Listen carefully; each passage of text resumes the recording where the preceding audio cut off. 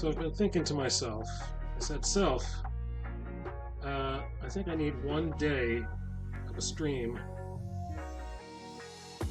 one day during the week where I only read from the Bible, only give my insights from the Bible. And I think it's going to be Thursdays. Well, maybe Tuesdays. Still not sure what day it's going to be. I'm saying Tuesdays because that's when most people find my stream. I usually have the best viewership on Tuesdays and low viewership on Thursdays.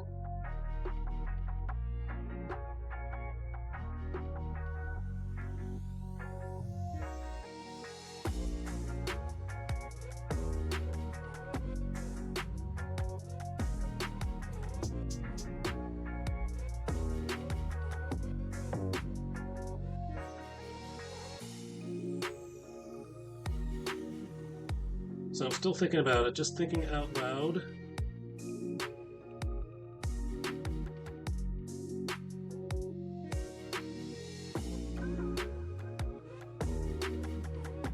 Oh man, it's already 6:42.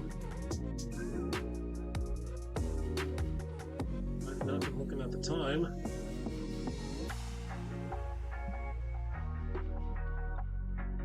I just want to get this shoulder done.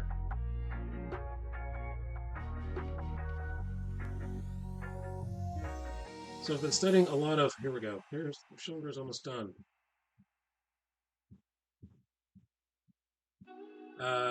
Reading a lot of Mark, no, take two. Reading a lot of John. John is a very heady book. The book of John, I don't know who started telling people to read from the book of John in order to become a Christian. Here's your easy way into, and it was told to me as well. Someone told me, if you want to become a Christian, read the book of John. And that should explain everything to you. Maybe because John is right next to Acts, and as soon as you're done with John, you can glide right into Acts. I'm not sure.